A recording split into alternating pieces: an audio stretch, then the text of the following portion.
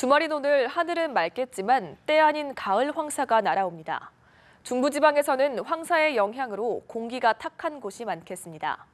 한편 어제 설악산에서는 올가을 첫 단풍도 시작됐는데요. 자세한 주말 날씨와 올가을 단풍 전망까지 김재훈 기상전문기자와 함께 알아보겠습니다.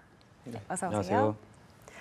먼저 주말 날씨부터 알아보겠습니다. 요 며칠 날씨가 참 좋았는데 오늘은 황사 소식이 있습니다. 네, 오늘이 낮과 밤의 길이가 같아진다는 절기추분입니다.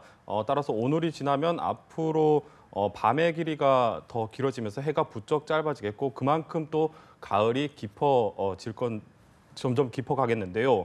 주말인 오늘도 전국은 초가을 날씨가 이어집니다. 다만 중부지방의 경우는 오전에 구름이 많고 또 지역에 따라서는 빗방울이 조금 떨어지는 곳도 있겠습니다. 하지만 오후부터는 구름이 빠르게 걷히면서 다시 맑은 날씨를 보일 것으로 예상이 되고 있습니다. 낮에는 서울의 기온이 26도 안팎까지 올라서 다소 높게 올라가는데 하지만 해가 지고 나면 금세 서늘해질 만큼 기온이 또 큰 폭으로 떨어집니다. 네. 오늘 장시간 야외 활동을 할 계획이 있으시다면은 큰 일교차에 대비를 해서 좀 가벼운 겉옷 좀 챙겨 가시는 게 좋을 것 같습니다. 오늘 또 주의해야 될 것이 하나 더 있는데 바로 때 아닌 가을 황사입니다. 지난 수요일 몽골과 중국 북부에서 이 황사가 발원을 했고 이 바람을 타고 중국 북부 지역으로 황사가 이동을 하고 있는데 그중 일부가 우리나라로 내려와서 유입이 되고 있습니다. 아마 오늘 서해안과 또 서해 5도 지역에서는 옅은 황사가 관측이 될 것으로 예상이 되고 있는데요. 오늘 황사가 관측이 된다면 지난 2009년 이후에 8년 만에 가을 황사가 나타나는 것으로 기록이 됩니다. 9월 황사는 관측 이래 2번밖에 관측이 되지 않았을 정도로 네. 상당히 이례적인 현상입니다. 최근 이 황사가 발원하는 이 몽골 지역의 기온이 평년보다 2, 3도가량 높고 또 비가 워낙 적게 내려서 황사가 발원하기에 아주 좋은 조건을 갖추고 있는 상황입니다. 이 황사가 오늘 서해안 지역에 주로 영향을 주지만 일부 내륙에도 좀 영향을 줄 것으로 보여집니다. 미세먼지 농도가 평소보다 높게 나타나는 지역이 많을 것으로 보여지는데 외출하실 때는 특히 또 호흡기가 안 좋으신 분들은 외출하실 때 꼭 마스크를 좀 챙겨서 나가시는 게 좋을 것 같습니다. 네, 방금 미세먼지 말씀해 주셨는데 사실 황사도 황사지만 이번 주 중국발 스모그가 한 차례 기승을 부렸잖아요. 잠시 동안은 미세먼지가 좀 잠잠했던 것 같은데 다시 기승을 부리는 것 같습니다. 미세먼지 전망을 좀 말씀해 주실까요? 네, 일단 황사와 미세먼지는 내일까지 좀 이어질 것으로 보여지고 있습니다. 황사 같은 경우는 일단은 내일이면 대부분 좀 물러갈 것으로 보여지는데 문제는 이 황사가 유입될 때 미세먼지도 같이 유입이 될 것으로 지금 보여지고 있습니다. 내일은 우리나라 기류가 다소 정체가 되면서 먼지 농도가 높게 유지가 될 것으로 보입니다. 따라서 아마도 다음 주 초반쯤이나 돼서야 미세먼지가 좀 어느 정도 해소가 될 것으로 예상이 되고 있습니다. 여름에는 그래도 좀 덥긴 하지만 그러니까 공기질 걱정은 좀 없었는데 이제 가을로 들어서면서 미세먼지가 슬슬 고개를 들기 시작을 했습니다. 앞으로도 중국발 미세먼지가 날아오는 날이 이제 점점 더 많아질 것으로 보여지는데요. 우선 초가을에는 오늘처럼 이동성 고기압이 지날 때마다 바람 방향이 맞으면 우리나라로 미세먼지가 유입되는 경우가 많겠고 또 늦가을부터는 대륙에서 우리나라로 불어오는 북서 계절풍으로 풍계가 바뀌면서 본격적으로 중국발 미세먼지의 공습이 시작된다고 말할 수가 있겠습니다. 특히 11월 같은 경우에는 중국에서 본격적으로 난방이 시작이 되는 시기인데 따라서 이 시기에는 중국 내륙에서 굉장히 오염물질의 농도가 높이 올라가는 시기이기도 합니다. 따라서 이 영향을 받는 우리나라도 늦가을에서 이듬해 봄까지가 미세먼지 농도가 최고조에 가장 높게 나타나는 시기이기도 합니다. 특히 중국발 미세먼지 같은 경우에는 초미세먼지가 다량 포함되어 있습니다. 이 초미세먼지 같은 경우에는 세계보건기구에서 지정한 1급 발암 물질이기도 하고요. 특히 이 초미세먼지에 우리 몸에서 잘 배출이 되지 않는 납이나 카드뮴 같은 중금속도 다량 포함이 되어 있습니다.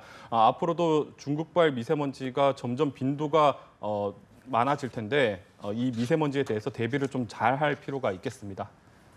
네, 이제 가을이 오고 있다는 게 느껴지는데 가을은 또 단풍의 계절이기도 하잖아요. 단풍 기다리신 분들 많을 것 같은데 어제 설악산에서 올가을 첫 단풍이 발견됐다고요? 네, 깊어가는 가을 정치만큼 산들도 이제 가을 옷으로 갈아입기를 시작했습니다. 특히 어제 같은 경우는 설악산에서 올해 첫 단풍이 시작이 됐는데요. 설악산의 단풍은 작년보다는 나흘 정도 빠르고 또 평년보다는 닷새 정도 빨리 나타났습니다. 올해 9월이 예년과는 다르게 좀 늦더위가 나타나지 않았고 특히 맑은 날씨가 지속되면서 일조량이 많았고 일교차가 크게 나타나면서 단풍이 예년보다 빨리 시작이 된 것으로 분석이 되고 있습니다. 앞으로 단풍 전선은 하루에 한 20km 정도로 남하를 하기 시작을 해서 다음 달 초에는 치악산 그리고 중순에는 북한산과 계룡산에서 단풍이 시작이 되겠습니다. 하순에는 단풍으로 아주 유명한 내장산에서도 첫 단풍을 볼 수가 있을 것으로 예상이 되고 있습니다. 단풍이 절정을 이루는 시기는 첫 단풍이 시작된 지 약 2주 정도 뒤에 단풍이 절정을 이루기 시작합니다. 단풍의 절정은 산의 한 80% 정도가 단풍으로 물들었을 때를 말하는데 아마도 설악산 같은 경우에는 다음 달 초순에서 중순쯤에 단풍이 절정 시기를 보이겠고 대구 팔공산은 다음 달 하순, 또 내장산 같은 경우는 아무래도 남부 지방에 있다 보니까 조금 더 늦은 한 11월 초순쯤에 단풍이 절정을 보일 것으로 전망이 되고 있습니다. 벚꽃 같은 경우는 좀 한 일주일 사이에 금방 피고 져서 좀 아쉬운 부분이 있는데 단풍 같은 경우는 그래도 한 2주에서 한 3주 정도의 여유를 두고 절정 시기를 맞이하기 때문에 좀 시간 되시면 가까운 산이라도 가서 이제 좀 단풍 구경해 보셨으면 좋을 것 같습니다. 네.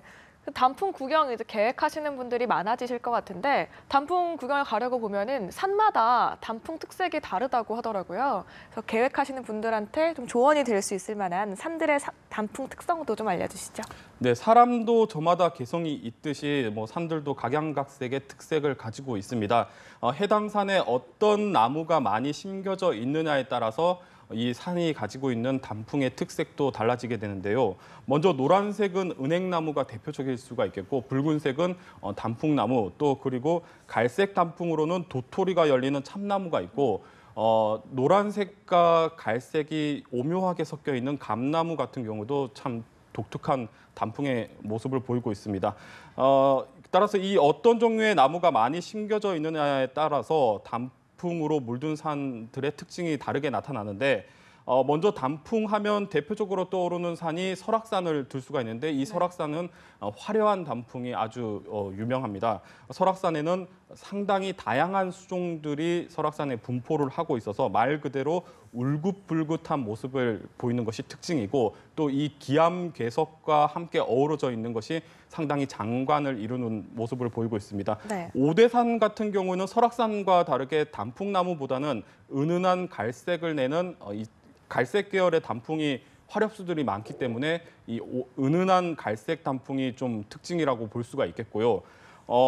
남부 지방 같은 경우는 지리산 같은 경우에는 산에 걸쳐 있는 운해와 어우러진 이 단풍이 장관을 이룬다고 합니다. 그리고 특히 단풍으로 유명한 내장산 같은 경우에는 다른 산보다 단풍나무의 수종이 한 2배 정도 많기 때문에 네. 그야말로 붉게 타오르는 느낌을 받을 수 있는 산입니다. 네. 보통 단풍은 비가 적게 내리고 또 일교차가 클수록 색깔이 곱게 나타납니다. 기상청 예보에 따르면 다음 달에도 맑은 날씨가 많고 또 일교차가 크게 나타날 것으로 보여지고 있기 때문에 올해 단풍색이 좀 예년보다 더 고울 것으로 전망이 되고 있습니다.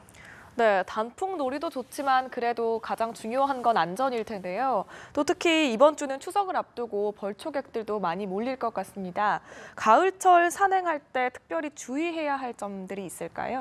네, 실제로 통계에서도 나타나고 있는데 산악사고의 한 30% 정도가 이 가을철에 나타납니다. 아무래도 단풍철이라서 산에 가시는 분들이 많기 때문일 텐데 먼저 산에 오르실 때는 본인의 체력에 맞는 등산로를 선택을 해서 오르는 것이 가장 중요하겠습니다. 그래서 따라서 무리하지 않도록 계획을 세우는 것이 중요하겠고 요즘은 해가 떠 있는 시간이 상당히 짧습니다. 생각보다 더 해가 빨리 지기 때문에 실족 사고를 피하기 위해서는 계획했던 것보다 좀 더 빠르게 하산을 하는 것이 좋은 방법이라고 할 수가 있겠습니다. 또 아무리 날씨가 좋다고 하더라도 산은 기온이 또 낮은 상태고 또 일교차가 크게 나타나기 때문에 등산하실 때는 무엇보다 보온할 수 있는 옷을 챙기시는 게 좋을 것 같습니다.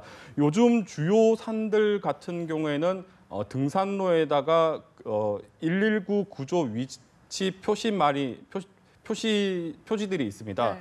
따라서 등산하실 때 이 표지들이 어느 위치에 있는지 좀 확인을 한다면 만일의 사태에 좀 대비를 할 수가 있겠습니다. 네. 특히 이번 주말 같은 경우에는 추석을 앞두고 벌초 하시는 분들이 많으실 것 같은데 해마다 이 벌초를 하면서 크고 작은 안전사고가 나타납니다.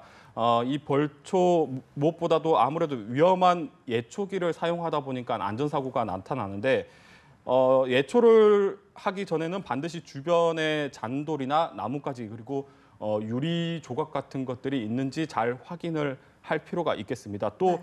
벌쏘임에도 주의를 할 필요가 있겠는데요. 혹시라도 벌집을 잘못 건드리게 되면 최대한 머리를 감싸고 최대한 멀리 적어도 한 20m 정도는 떨어진 곳으로 대피를 하는 것이 좋다고 합니다. 아무쪼록 안전한 산행 또 그리고 명절을 앞두고 안전한 벌초가 됐으면 좋겠습니다. 네, 김재훈 기상 전문 기자와 이야기 나눠봤습니다. 고맙습니다.